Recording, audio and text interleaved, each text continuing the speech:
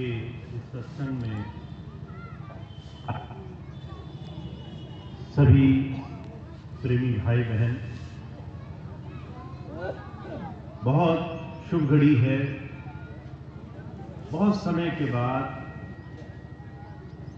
आज दोबारा से इस तरह का सत्संग समागम इस क्षेत्र में उन्नाव के इस गांव में दोबारा से लगा है। 10 से 12 वर्ष हो गए। इतने लंबे समय के बाद दोबारा से सभी प्रेमियों के, सभी सत्संगी भाई बहनों के प्रयास से एक बार दोबारा से मिल बैठ करके हम संतों महापुरुषों के जीवन के ज्ञान को, उनके रहस्य को, उस भेद को जानने के लिए यहां पर बैठे हैं।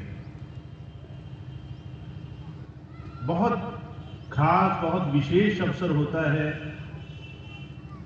जब कोई इंसान, कोई जीव अपने हजार काम छोड़ करके प्रभु चर्चा में, गुरु चर्चा में, महापुरुषों के ज्ञान के रहस्य को जानने के लिए आ बैठता है। आज एक और खास मौका है, महाशिवरात्रि है।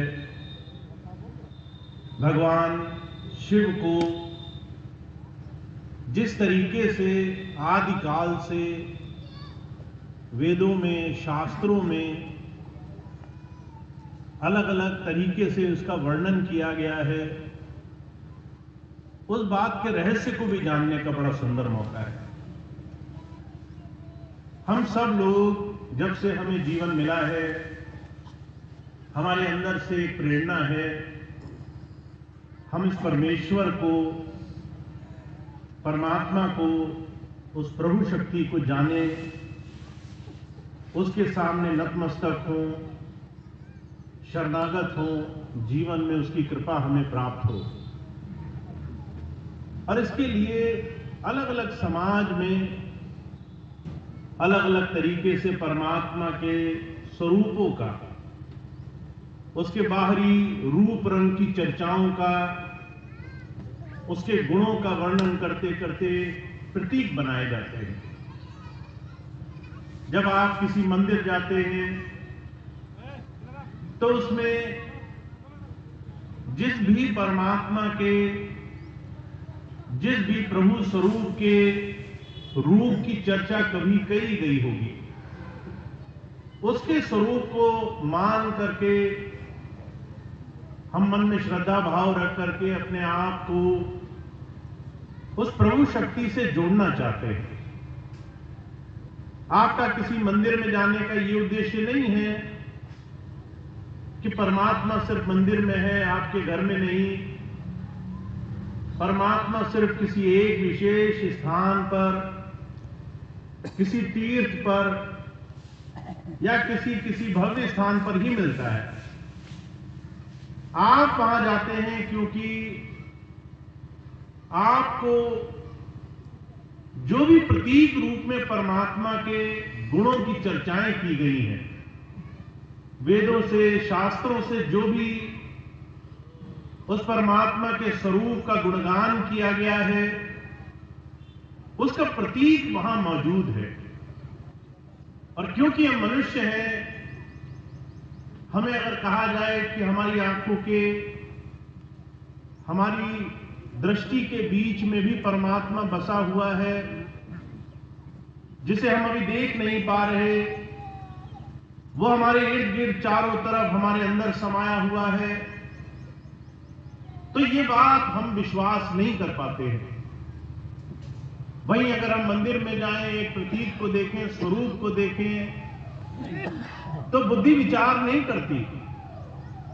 हमारा मन अपने आप भाव से झुक जाता है कि ये तो इष्ट रूप है, ये भगवान राम की प्रतिमा है, ये शिव भगवान की प्रतिमा है, या किसी और भगवान का स्वरूप है। हमारे अंदर हमेशा से, हमारी आत्मा में हमेशा से उस परमात्मा को प्राप्त कर लेने की, उससे जुड़ जाने की एक खोज लगी हुई है। और हजूर कहा करते थे, दुनिया का कोई मनुष्य चाहे परमात्मा को मानता हो नहीं मानता हो, हर एक तरीके से वो उस प्रभु की खोज में लगा हुआ है। कभी उसे सुख कहता है, कभी परमात्मा के बाहरी रूप को अगर मान रहा है तो उस परमात्मा का दर्शन कहता है। पर हम सब लोग उस परमात्मा से जुड़ने के लिए, उस परमात्मा से दया की, कृपा की, अपने जीवन में, हमारे जीवन पर हर तरह से उपकार हो, इस तरह की प्रार्थना के लिए हमेशा से खोज करते रहते हैं। पर स्वामी जी महाराज ने जब वेदों का भाष्य किया और वेदों में जब परमात्मा के इन स्वरूपों की चर्चा का थोड़ा गुणगान किया, आखिर में ये जो प्रतीक रूप हैं, इनसे और हम साधारण मनुष्यों के बीच में जुड़ाव की स्थिति का क्या असली रहस्य होगा, जब इस बात का उन्होंने अनुवाद करके हमारे सामने इस बात को रखा, तो इस बात की लोगों को समझ हुई। अब क्योंकि आज महाशिवरात्रि है, भगवान शिव के बारे में स्वामी जी क्या कहते हैं, थोड़ा इस बात को हम समझने की कोशिश करेंगे। भगवान शिव पहले साधक आदि पुरुष के रूप में माने गए। जब आप भगवान शिव के बाहरी स्वरूप को देखते हैं तो आप देखते हैं एक साधु जैसी उनकी स्थिति है।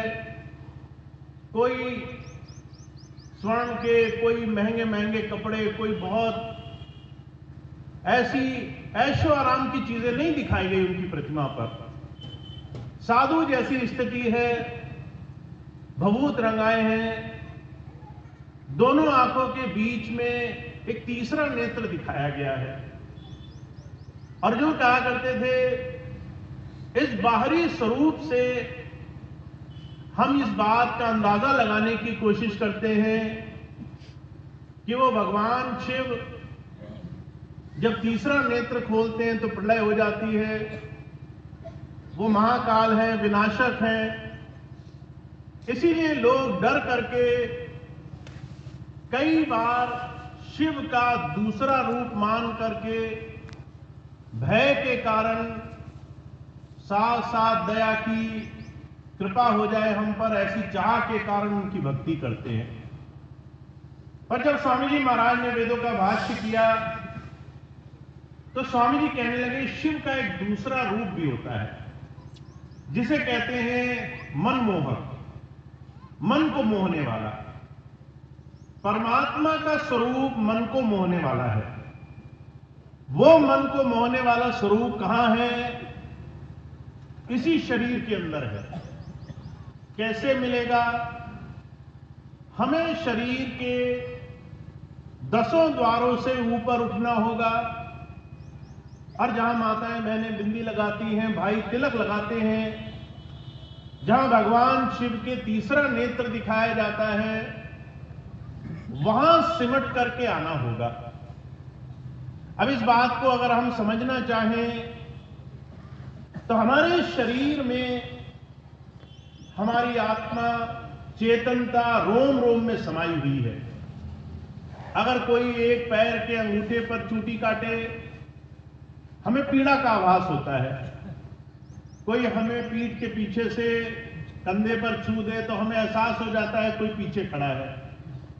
यह तमाम शरीर की रोम रोम की चेतनता इस बात का जीता जागता उदाहरण है कि अभी हम इस पूरे शरीर में विद्यमान हैं। हर जगह हम फैले हुए हैं। जब आप साधना करने की स्थिति में आते हो, जब आप सच्ची पूजा, सच्ची भक्ति करने की स्थिति में आते हो और आप अपने दोनों आंखों के बीच जहां बिंदी और तिलक लगाया जाता है उस स्थान पर ध्यान एकाग्र करते हो, तो धीरे धीरे शरीर से इस आत्मा का सिमटाव होना शुरू होता है। अर्जुन कहा करते थे, कहने में बड़ी आसान सी चीज है कि शरीर से सिमटाव कर लिया, पर दुनिया का सबसे मुश्किल काम यही है, शरीर से सिमट करके दोनों आंखों के बीच में आना। कारण क्या है? हम जब से संसार में आए हैं तब से लेकर अभी तक की हमारे जीवन में हम इन शरीर में जितनी भी इंद्रियां हैं उनसे संसार में रमे हुए हैं। जब कोई बच्चा होता है, उसके ज्ञान की, उसकी समझ की, दुनिया की जितनी भी चीजें आज हम बड़े होकर जानते हैं, उस बच्चे की तुलना में उस बच्चे को बहुत कम ज्ञान होता है। अगर कोई गोद में बैठा हुआ बच्चा हो, आप उससे पूछो, भाई जमीन जायदाद के मुकदमे चल रहे हैं, क्या करना चाहिए, घर कैसे संभालना चाहिए, बोली चाली कैसी होनी चाहिए, उसको कुछ भी ज्ञान नहीं होता। उसका मस्तिष्क तमाम दुनिया के संस्कारों से, भौतिक रूपों से खाली है। पर जैसे जैसे वो संसार में रमेगा, दुनिया की चीजें उसकी इन्हीं इंद्रियों से उसके मन पर छाप छोड़ेंगी। आंखों से देखा हुआ, कानों से सुना हुआ, जबान से रस लिया हुआ संसार के भोग, ये मन पर ऐसे एक एक करके बड़ा भारी दुनिया के विकारों का पर चढ़ाते हैं, जिसके बाद इन तमाम दुनिया से छूटना बड़ा मुश्किल काम हो जाता है। महाराज जी के जीवन की घटना आती है। महाराज जी फरमाया करते थे, गुरु जयमल सिंह जी महाराज के जीवन की घटना। जयमल सिंह जी महाराज पेशे से फौजी थे। बड़ी जिज्ञासा थी कि मुझे कोई ऐसा साधु मिले, कोई ऐसा महात्मा मिले जिससे मुझे अंतर साधना की थोड़ी सी समझ आए।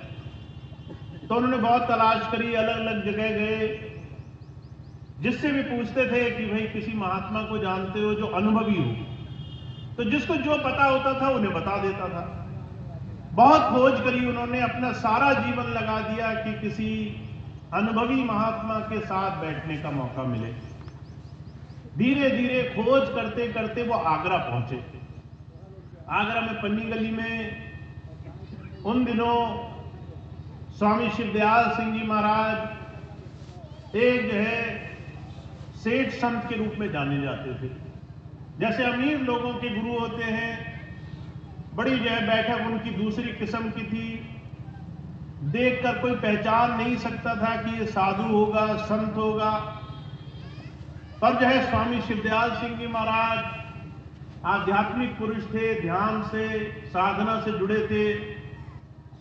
जब उनके पास बाबा जयमल सिंह जी महाराज गए, तो बाबा जयमल सिंह जी महाराज पहले से बहुत तरीके अपना चुके थे।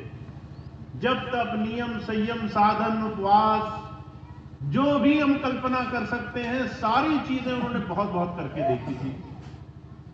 जब वो स्वामी जी के पास गए तो मन में विचार आया, ये तो जो है सेठ मालूम पड़ते हैं, ये कौन सा महात्मा होंगे।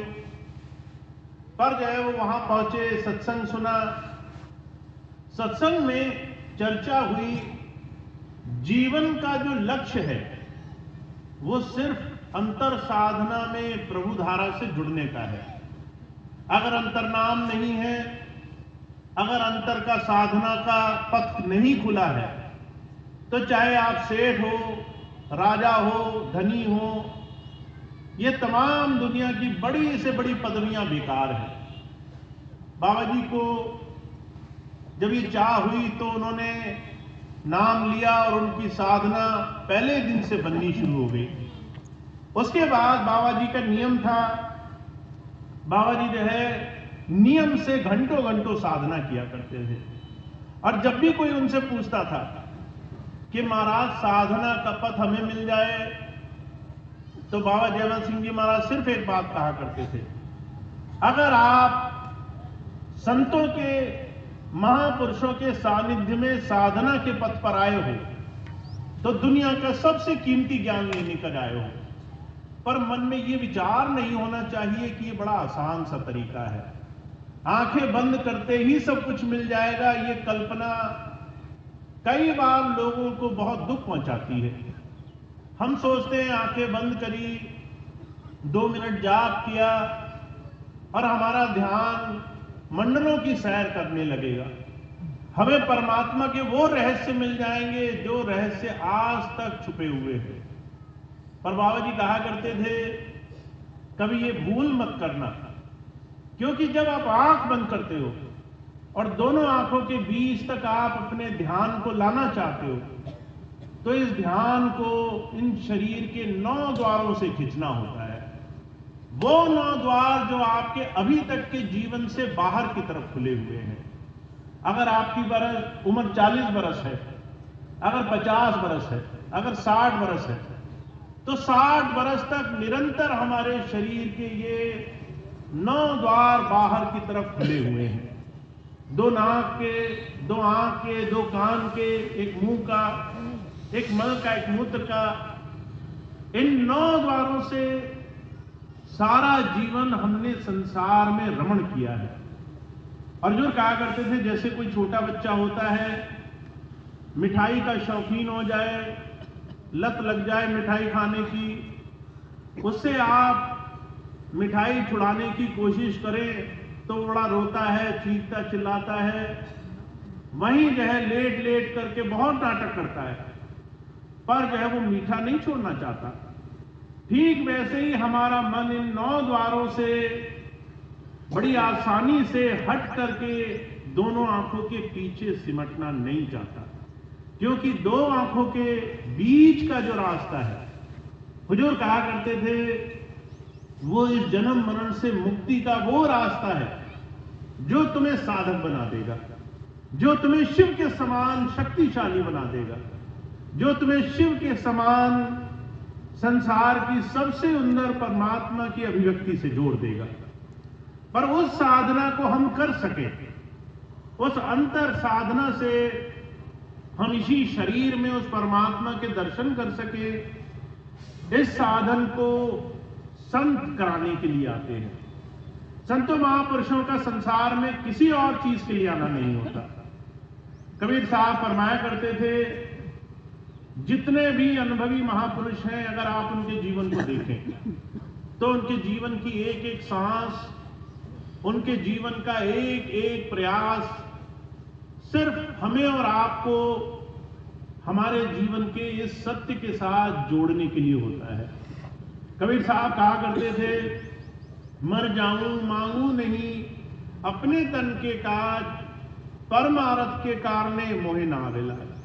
अगर मुझे दुनिया में परमात्मा की भक्ति, परमार्थ, उस प्रभु के ज्ञान को समझाने के लिए दुनिया के सारे जतन करने पड़े, तो मैं दुनिया के सारे जतन करने को तैयार हूं। किसी की भलाई, किसी को सही रास्ता दिखाने के लिए दर दर भीख मांगनी पड़े तो वो भी करने को तैयार हूं, पर मुझे अपने लिए किसी से एक फूटी कौड़ी की भी आशा नहीं है। तो जो कहा करते थे, संतों महापुरुषों की जो सबसे पहली जो निशानी है वो ये कि उन्हें दुनिया की किसी भी भौतिक चीज की आपसे किसी तरह की भी कामना नहीं होती। जब आप किसी महापुरुष के पास जाओ और वो पहले से ही आपसे मांग करने लगे, तो समझ लीजिए कि कहीं ना कहीं इसमें खोट है, इसमें कहीं ना कहीं एक बड़ा भारी झूठ शामिल है। महाराज जी के जीवन की घटना आती है। महाराज जी ने जब नाम नहीं लिया था, हुजूर कृपाल सिंह जी महाराज, स्वामी जी महाराज के गुरु, तो वो खोजा करते थे कौन संत मिले, कौन महापुरुष मिले। तो महाराज जी ने एक परख बना ली, अगर कोई कहे कि पहले तुम्हें कुछ देना पड़ेगा तो ऐसे गुरु के पास नहीं जाना है। अगर आप किसी महात्मा के पास जाओ और वो पहले ही मांगने लगे कि तन देना पड़ेगा, मन देना पड़ेगा, धन देना पड़ेगा, तो वहां हाथ जोड़कर निकल जाओ। समझ लो वहां पाखंड है, वहां झूठ है। जो तुमसे पहले ही मांग रहा है वो तुम्हें और क्या दे सकता है। तो महाराज जी ने सारा जीवन इस नियम का पालन किया। और अनगिनत ऐसे साधुओं से वो बच गए जो उनका समय बर्बाद कर सकते थे। तो इसलिए महाराज जी कहा करते थे, कोई संत महापुरुष अगर आपको मिले तो उसकी सबसे पहली और सबसे जरूरी बुनियादी जरूरत यह है, वो मांगता नहीं होता, वो भीख नहीं मांगता, वो दूसरों से मांग करके गुजारा नहीं करता, वो सिर्फ संसार के भोगों का, पैसों का, दुनिया की चीजों का भूखा नहीं होता, वो संसार में सेवा करने के लिए आता है। और सबसे बड़ी सेवा है हमें अपने शरीर से दो आंखों के बीच तक आने की इस साधना का ज्ञान मिल जाए। तो हजूर कहा करते थे, गुरु के दिए हुए नाम को आप गुरु की दी हुई दात समझो, सबसे बड़ी बख्शीश। जब संत किसी को नाम देता है, किसी को ये साधन देता है, तो उसे अपनी कमाई की भी पूंजी में से पूंजी देता है। जैसे कोई बच्चा हो, अपने बाप के पास जाए, कहे मुझे व्यापार शुरू करना है, तो पिताजी कहते हैं ये मेरी तरफ से थोड़ी सी पूंजी रख लो, तुम्हें काम करने में आसानी होगी, तुम्हारी मुश्किलें आसान हो जाएंगी, पर बढ़ाना तुम्हें ही है, व्यापार तुम्हें ही करना है, काम तुम्ही को अच्छा करना है। संत इसी तरह से अपनी पूंजी देते हैं। अगर कोई अपनी दया की दात ना दे कोई महापुरुष, तो जो कहा करते थे 9 द्वारों से ऊपर उठना तो बहुत असंभव काम है। आप इस बात की कल्पना नहीं कर सकते, हम जिस संसार में 24 घंटे रमे हुए हैं, उस संसार में इस मन को पल भर भी हटा करके एकांत में बिठाना बड़ा मुश्किल काम है। महाराज जी के जीवन की घटना आती है, रोज साधना किया करते थे। एक बार कुछ मजदूर निकले उनके घर के सामने से और देखा कि एक बड़ा हट्टा कट्टा महापुरुष है, पर कुछ करता नहीं है, रोज जो है घंटों घंटों आंख बंद करके बैठा रहता है। तो उन्होंने एक दिन चलते चलते बोली मार दी, कहने लगे शरीर से इतना हट्टा कट्टा है, पर जो है बड़ा आलसी है, करता कुछ नहीं है, आसानी से बैठा रहता है। अब मजदूरों की ये बात सुनी तो बाबा जी फौज के रिटायर थे, साधना में लगे थे, सारा जीवन समर्पित था। उन्होंने जो है अगले दिन मजदूरों को बुलाया, कहने लगे मेरा कुछ काम कर दो, दिन की जो दिहाड़ी होती है उससे दुगना दूंगा। मजदूर तैयार हो गए, जो दिहाड़ी मिलती थी उससे दुगना मिलेगा। ये बात किसको अच्छी नहीं लगती। उन्होंने कहा पहले पैसे दो, तुम बाबा हो, पता नहीं पैसे हो ना, काम करा लो। बाबा जी ने पहले ही उनके हाथ में पूरे दिन की दिहाड़ी रख दी। कहने लगे अब मेरा जो है एक दिन का काम पूरा कर दो। मजदूरों ने पूछा क्या काम करना है।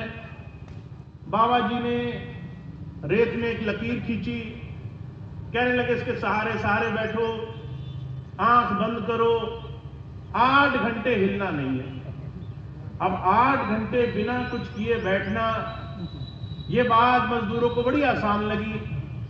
कहने लगे 8 घंटे बैठना ये तो बहुत आराम का काम हो गया, पहले इतनी मेहनत मजदूरी करते थे, आज आराम करने के दुगने पैसे मिलेंगे। जब वहां बैठे तो जो है बैठने के थोड़ी थोड़ी देर बाद उन मजदूरों को एहसास हुआ कि बैठने में बड़ी पीड़ा होती है। आप अगर बिना कुछ किए बैठे तो 5 मिनट, 10 मिनट, 15 मिनट बाद आपका शरीर ही कहने लगता है कि अब बैठा नहीं जा रहा। उसके बाद आप अगर 8 घंटे बैठना पड़ जाए तो ये बहुत बड़ी समस्या हो जाती है। मजदूरों के साथ कुछ ऐसा ही घटा, कोई 10 मिनट में उठ गया, कोई 15 मिनट में, कोई 1 घंटे में, और सारे पैसे रख करके चुपचाप वहां से निकल कर चले गए। अगले दिन बाबा जी ने उनको देखा, कहने लगे मजदूरी पूरी नहीं करी तुमने। उन्होंने हाथ जोड़ लिए, कहने लगे महाराज हमसे बड़ी गलती हुई, हम आपको निठल्ला, बेकार, आलसी समझ रहे थे। आप जो कहते हो 8 घंटे बैठे रहना सबसे मुश्किल काम है, सिर्फ शरीर ही नहीं मन भी हमारा साथ नहीं देता। तो जो कहा करते थे, हमें और आपको लगता होगा संतों महापुरुषों की साधना, भक्ति ये सिर्फ आंख बंद करने का काम है, पर ये आंख बंद करके मन को इन शरीर के 9 द्वारों से सिमटकर दोनों आंखों के बीच तक खींच कर ले जाने का काम गुरु की दया से संभव होता है। जब संत आते हैं वो हमें 2 तरीके के साधन समझाने के लिए आते हैं। पहला साधन ये कि आपका ये जो जीवन है, शरीर से जुड़ी हुई जितने भी काम आप कर रहे हो उसमें आपको संयम बरतना होगा, उसमें आपको हर एक चीज, छोटी से छोटी चीज का ध्यान रखना होगा। और सबसे बड़ा संयम आपको मन से की हुई तमाम उन चीजों पे करना है जिससे आप अपने जीवन को सही दिशा में ले जा सको। हुजूर कहा करते थे दुनिया का सबसे मुश्किल काम है अपने ऊपर संयम रखना।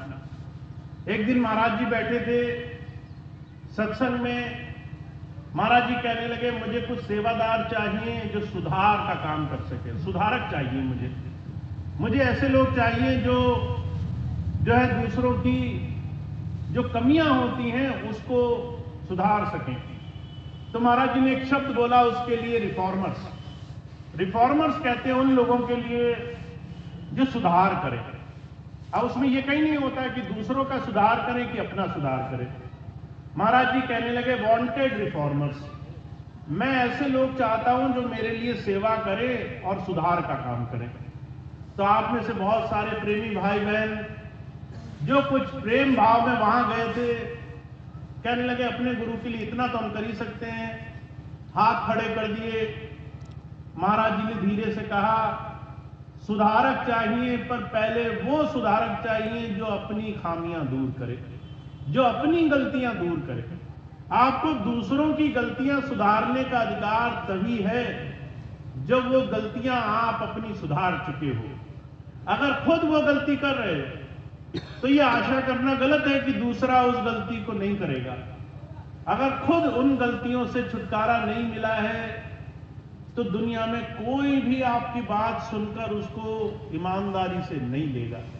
इसलिए महाराज जी कहा करते थे वेदों शास्त्रों में जब जब परमात्मा के किसी स्वरूप की चर्चा की है, चाहे वो भगवान शिव की हो या किसी और इष्ट रूप की हो, एक बड़े संपूर्ण रूप, एक साधक रूप की चर्चा करी है कि आप शिव के समान कैसे हो सकते हो, शिव के समान संयमी कैसे हो सकते हो। संयम आपके जीवन में, आपको जीवन में आपके बाहरी रूप में लाने के लिए रोज के कुछ ऐसे नियम धारण करने पड़ेंगे जिससे शिव भक्ति पूरी हो जाएगी आपकी। तो वो संयम क्या है? हुजूर कहा करते थे पहला संयम ये है कि अपनी छोटी छोटी उन तमाम चीजों में आपको संयम बरतना है जो आपको उस प्रभु से जोड़ने में बाधक है। ऐसी तमाम चीजें हमारे और आपके जीवन में हैं जिससे हमें अभी छुटकारा पाना है। अगर हम अपने जीवन को देखते हैं तो हमें सबसे बड़ी परेशानी इस मन से नजर आती है। ये मन 24 घंटे दूसरों के जीवन में झांक रहा है, दूसरा अच्छा है बुरा है, दूसरे ने क्या बोल दिया, दूसरों के जीवन में क्या घट रहा है, कोई हमसे ज्यादा अच्छा बन गया, ऐसी अनगिनत चीजों में हम 24 घंटे रमते रहते हैं। तो हुजूर कहा करते थे इस मन को साधना शुरू करो, और इस मन को साधने का सबसे आसान तरीका है कि इसको 2 कामों में लगाओ। एक, गुरु के दिए हुए नाम सिमरन में। जैसे जैसे आप नाम सिमरन करते हो वैसे वैसे आपको आपके जीवन में तमाम अच्छाई और तमाम सच्चे रास्ते पर चलने की प्रेरणा मिलती है। हुजूर कहा करते थे अगर किसी को पता चल जाए मुझे अपने गंदे कपड़े खुद ही धोने हैं तो वो जो है 1000 कालिक और 1000 गंदी जगह जाने से कतराने लग जाता है। उसको समझ में आ जाता है अगर कीचड़ में घुसा तो धोने मुझे ही पड़ेंगे। अगर मैंने गंदगी में ज्यादा रमण कर लिया, ज्यादा गंदी जगह चला गया तो रात को मेहनत मुझे ही करनी पड़ेगी। तो जो कहा करते थे इस बात का सिर्फ संत महापुरुष हमें रास्ता दिखाने के लिए आते हैं कि आप जीवन में इष्ट को, प्रभु को, शिव के समान बनने जैसी समर्थता को कैसे पाओगे? जब आप अपने जीवन में अपने आप को संयमी बना लोगे और अपने विकारों पर धीरे धीरे अंकुश कसना शुरू करोगे। दूसरा रास्ता, आप रोज रोज अपने आप को समर्पित भाव से साधना की तरफ जोड़ोगे। हुजूर कहा करते थे, अगर आपने बाहर की तमाम चीजें छोड़ करके सिर्फ आंख बंद करके 1 घंटा भी बैठना शुरू कर दिया और आपने मन में ये नियम बना लिया कि मैं एक छोटे से विकार का भी आज जीवन में जो हमारे जीवन को नुकसान पहुंचाता है उसको छोड़ना शुरू कर दूंगा, तो आप देखेंगे आपके जीवन में बदलाव आना शुरू हो जाएगा। बहुत से भाई बहन मैंने ऐसे देखे जो आते हैं और तरह तरह की परेशानी, भौतिक दुखों के, भौतिक संसार की परेशानियों के कारण बहुत परेशान है। पर हुजूर कहा करते थे, आपके हर एक दुखों का निवारण इस नाम में है। कहा, सब रोगन की औषधि नाम। आपके जीवन में सारे दुखों का इलाज इस नाम में है। पर कैसे? आपको कोई एक बात गुरु की मांग करके इस नाम को रोज कमाना है। अगर आपने ऐसा एक भी नियम बना लिया तो आपके जीवन के बहुत सारे ऐसे काम जो आज आपको तरह तरह के दुखों में ले जाते हैं, वो तमाम चीजें आसानी से सहज होने लग जाएंगी। मैं बहुत सी ऐसी माताओं बहनों को देखता हूं, बहुत से ऐसे भाइयों को देखता हूं जो सामाजिक सांसारिक रूप में बहुत दुखी हैं। किसी का काम नहीं चल रहा, किसी का व्यापार खराब है, किसी का स्वास्थ्य ठीक नहीं है, किसी के बाल बच्चे स्वस्थ नहीं है, किसी को और ज्यादा परेशानियां हैं। पर इन तमाम चीजों के लिए हमारे पास इलाज क्या है कि हम तरह तरह से संसार के अलग अलग साधनों में डोलते रहे। और जो कहा करते थे, आज दिन तक इस संसार को बने करोड़ों वर्ष हो चुके हैं, कोई भी ऐसा जीव नहीं है जो वृद्धावस्था में भी इन परेशानियों से छुटकारा पा चुका हो। आप किसी बूढ़े, किसी वृद्ध इंसान से पूछो कि भाई क्या अब सब कुछ ठीक हो गया, कोई दुख तो नहीं सता रहा, तो आपको वो कोई ना कोई दुख जरूर बता देगा। या तो शरीर में पीड़ा है, या तो घर वालों की चिंता है। अभी कुछ दिन पहले मुझे एक माता जी मिली, बहुत वृद्ध थी। जब वो मेरे पास आई, कहने लगी कि जो है पड़पोता जो है वो पढ़ाई नहीं करता है। मैंने माता जी को देखा, मैंने कहा आपकी जिम्मेदारी आपके बच्चों तक थी, आपने अपने बच्चों को पढ़ा लिखा दिया, अब उन माता पिता की जिम्मेदारी अपने बच्चों के लिए है। पर आप अपने जो है पोते, फिर उसके भी बच्चे, वहां की उनकी पढ़ाई की चिंताओं में लिप्त हो।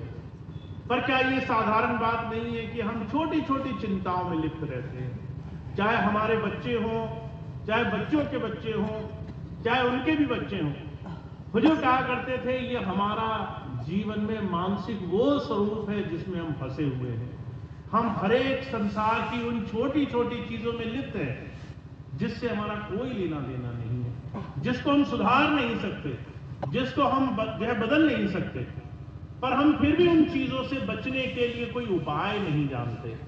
तो जो कहा करते थे, तुम्हारे दुनिया के हर एक कष्ट का सिर्फ एक उपाय है कि तुम्हें उस परमात्मा पे भरोसा हो जाए, उस पे विश्वास हो जाए, इस तरह का दृढ़ विश्वास बन जाए कि सारे काम सिर्फ गुरु नाम की थोड़ी सी कमाई करने मात्र से जीवन में बनने लग जाते हैं। तो जब संत आते हैं, कहते हैं आपके जीवन में आपको बहुत कुछ पाना है, आपको शिव के समान सुंदर और साधक बनना है, आपको शिव के समान शक्तिशाली बनना है, आपको शिव के समान अंतर्मुख साधक बनना है। और इसीलिए आपको ये प्रतीक दिया गया है।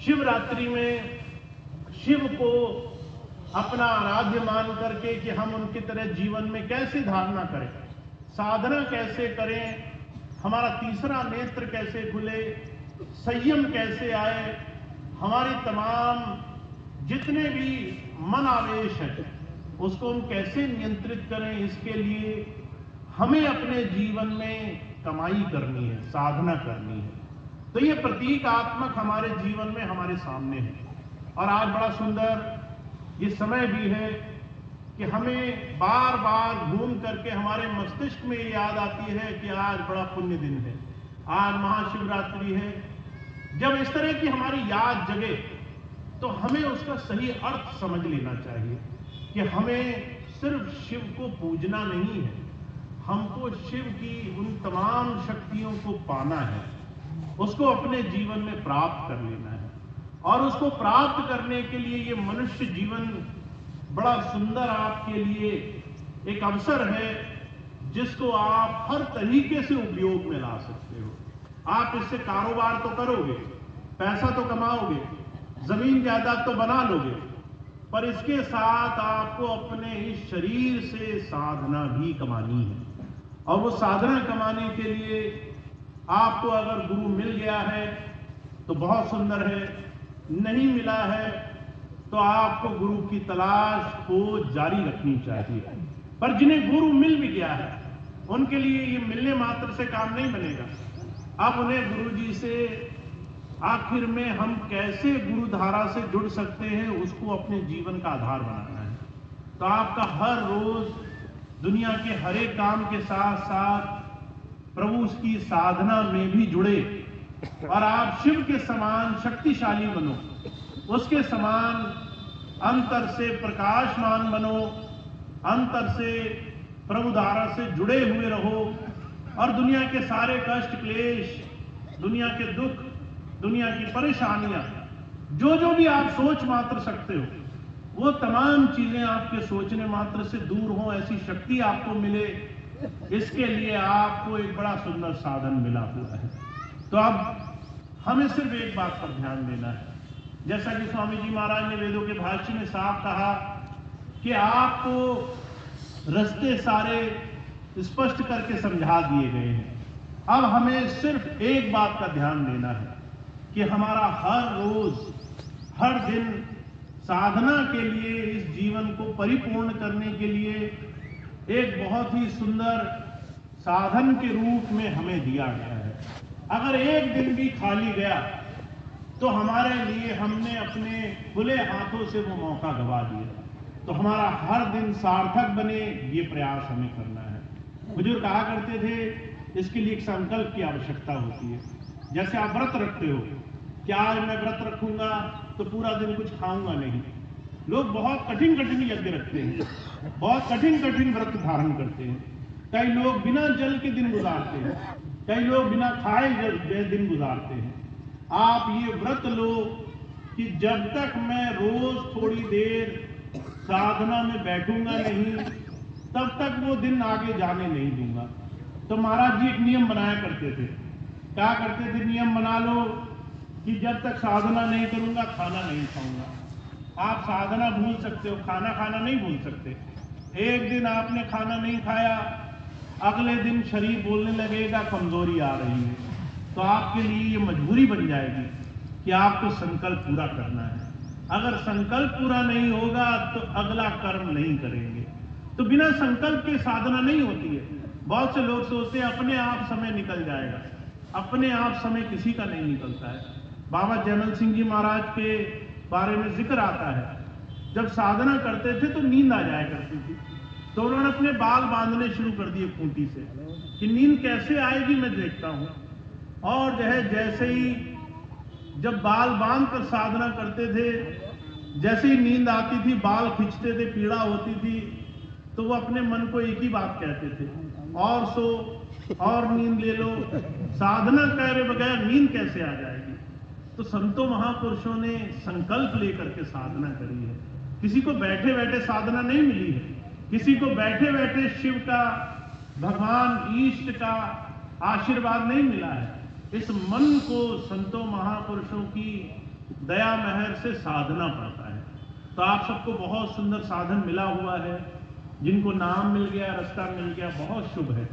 जिन्हें नहीं मिला खोज करें, नाम लें और लेने के बाद संकल्प लें। क्योंकि अगर आपने संकल्प नहीं लिया कि आज का काम आज खत्म करूंगा, तो नाम लिया नहीं लिया, पूजा करी नहीं करी, यज्ञ किए नहीं किए, सब एक बराबर है। आपने चाहे 1000 शिवरात्रि मना ली, पर संकल्प लेकर के अंदर थोड़ा सा भी कार्य नहीं किया तो वो सब शून्य है। तो इसीलिए शून्य में ना जाएं और अपने जीवन में इतने सुंदर जीवन से सारे कामों के साथ साथ साधना भी कमाएं। तो ये बहुत जरूरी हमारे जीवन का अंग होना चाहिए। और आज आप सब लोग बहुत दूर दूर से आए हैं, बहुत समय के बाद इस प्रयोजन से जुड़े हैं, तो इसका आपको पूरा लाभ मिले, इसके लिए आप अपने हर रोज में साधना को अपने जीवन का अभिन्न अंग बनाएं, इसको अपने जीवन का बहुत जरूरी हिस्सा बनाएं ताकि आपको इसका पूरा लाभ मिले। तो इतनी बात थी, अब इतनी बात कहकर मैं अपनी बात समाप्त करूंगा। आज का ये सत्संग कार्यक्रम यहीं समाप्त होगा। एक दो सूचनाएं मुझे आपको देनी है, मैं आपको दे दूं, उसके बाद प्रसाद की व्यवस्था है। सभी भाई बहन जो यहाँ पर आए हैं सबके लिए लंगर प्रसाद की व्यवस्था है। और जो भी भाई बहन इस वक्त नाम ले चुके हैं वो नाम की कमाई करें, जो नहीं ले चुके हैं उन्हें आज नाम यहाँ लेना संभव नहीं है, पर जब भी आगे व्यवस्था होगी ज़रूर उन्हें नाम मिलेगा। तो सबसे पहली सूचना ये है कि जो भी हमने आध्यात्म या इस मत से जुड़ करके समझा है उसका एक बहुत बड़ा ज़रूरी हिस्सा है सत्संग। सत्संग एक ऐसी चीज़ है जो आपके जीवन में हजार बुरे प्रभावों को आपसे छुड़ा लेती है। अगर आप दिन में, हफ्ते में, महीने में किसी भी सत्संग का हिस्सा नहीं है तो आप अपने आप जाने अनजाने उन तमाम चीज़ों का हिस्सा हैं जो आपको दुनिया की तरफ खींचेंगी। कहीं राजनीति की चर्चाएं हो रही हैं, कहीं किसी की बुराई हो रही है, कहीं किसी और तरह की बातें हो रही हैं। इन तमाम चीज़ों से आप बच नहीं पाएंगे। और जब हम इन तमाम चीज़ों में जाने अनजाने बैठते हैं तो कहीं ना कहीं हमारा मन इन तमाम चीज़ों की छाप 24 घंटे लेता रहता है। तो आप इस बात को गौर से देखिए, आपको सत्संग में जाना पड़ेगा, पर जो मनमत है, संसार की तमाम चर्चाएं हैं, वो आपको घर बैठे मिल जाएंगी। अगर आप कोशिश नहीं भी करेंगे तो भी कोई ना कोई आ जाएगा आपके साथ किसी की बुराई करने के लिए, कहीं किसी की बुरी बात बोलने के लिए। तो जब भी आपको इस रास्ते पर चलना हो, आपको सत्संग अपने जीवन का एक बहुत जरूरी हिस्सा बनाना होगा। तो जहां भी सत्संग हो वहां सत्संग में जाएं, जहां सत्संग नहीं हो तो खुद सत्संग करें। घर में खुद महाराज जी की, स्वामी जी की पुस्तकें मौजूद हैं, उनको 1 पन्ना 2 पन्ना पढ़ें, रोज थोड़ा सा चर्चा कर लें। गुरु चर्चा करेंगे तो आपके मन में दुनिया की और बातों के साथ साथ अच्छी बातें भी साथ साथ आती रहेंगी। और जितना भी आपके अंदर सत्संग आएगा उतना आपका मन बदलेगा, उतना ज़्यादा इस मन का बहुत ज़्यादा दुनिया के असर से बचाव होगा। तो सत्संग में ज़्यादा से ज़्यादा जुड़े रहना है, ज़्यादा से ज़्यादा सत्संग से अपने आप को जोड़ने का प्रयास करना है। और आजकल तो बहुत आसान है, आप फोन उठाएं और अलग अलग तरह से सत्संग सुनने के साधन मौजूद हैं। आपको तो कहीं जाने की भी जरूरत नहीं है, आपको तो बहुत कुछ करने की भी जरूरत नहीं है, पर बशर्ते आप सत्संग सुने, आपके हाथ में सुविधाएं हों कि आप स्वामी जी का सत्संग सुन सकते हैं, हाथ में सब व्यवस्थाएं हों, फोन हो, आप कहें कि सत्संग सुनूं, पर सुनते सुनते आप दूसरी तमाम चीजों को 24 घंटे सुनते रहे तो उससे आपका मन नहीं बदलेगा। तो मैं ये नहीं कहता कि आप बाहर की चीजें मत करें, बाहर के जीवन को मत जिए, उसको भी जिए, पर संत मत का एक सीधा सा असूल है कि अपना 10वां हिस्सा, 10वांश अपना जीवन परमार्थ में लगाना है। तो अगर आप 24 घंटे संसार के काम करते हो तो उन 24 घंटों में से अलग अलग तरीके से 2-2.5 घंटे सही काम में भी जोड़ो। चाहे थोड़ी देर सत्संग सुनो, चाहे थोड़ी देर साधना करो, चाहे थोड़ी देर नाम कमाओ, थोड़ी देर गुरु चर्चा करो, पर अगर आपने 10वां हिस्सा भी इस काम में लगाना शुरू कर दिया तो ये 10वां हिस्सा इतना प्रभावशाली हो जाएगा कि आपका जीवन चिंताओं से रहित हो जाएगा, परेशानियां दूर हो जाएंगी, गुरु की दया आपको चलते फिरते दिखाई देने लगेगी। आप देखेंगे कि आपके मन में एक सवाल आता है और उसका जवाब पहले से पहले आपको मिल जाता है। आप देखेंगे आपके हजारों संसार में कष्ट परेशानियां जितनी आपको महसूस हो रही है उनका इलाज भी फौरन होने लग जाएगा। तो इसके लिए आपको सही दिशा में थोड़ा थोड़ा समय रोज जोड़ना है। तो मैं इसको सत्संग से जुड़ना बोलता हूं, क्योंकि आप चाहे किसी भी तरीके से जुड़े, आपको कहीं जाने का मौका मिले, आपको अपने फोन पर देखने का मौका मिले, आपको एक दूसरे भाई बहन से गुरु चर्चा करने का मौका मिले, कुछ भी नहीं हो तो आप संतों महापुरुषों की पुस्तक पढ़ने लग जाए, इससे आपके मन में प्रभु भक्ति, गुरु की दया मेहर का सार प्रकट होगा।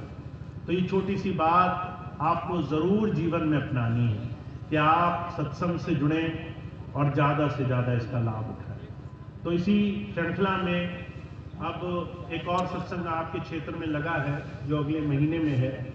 पूर्वा गांव है, जो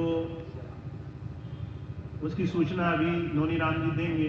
30 तारीख को सत्संग लगा है पूर्वा गांव में अगले महीने।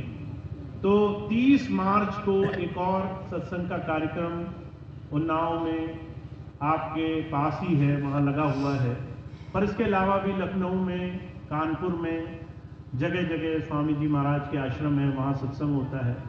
जहां भी आपको सुविधा लगे वहां जाएं, पर ज्यादा से ज्यादा सभी भाई बहन उन्नाव के सत्संग को फिर से दिशा दें, ताकि जैसे कानपुर में हर महीने सत्संग होता है, जैसे लखनऊ में हर महीने सत्संग होता है, वैसे कानपुर के और लखनऊ के अलावा उन्नाव में भी ज्यादा से ज्यादा सत्संग होने लगे। तो इसका ज्यादा से ज्यादा प्रयास करना है ताकि सभी को इसका लाभ प्राप्त हो। तो इतनी छोटी सी बात थी जो आपके सामने मैंने रखी। अब आज का सत्संग कार्यक्रम समाप्त होगा और कुछ सूचनाएं भाई नोनी राम जी देंगे, एक प्रार्थना होगी, उसके बाद आज का कार्यक्रम संपन्न होगा।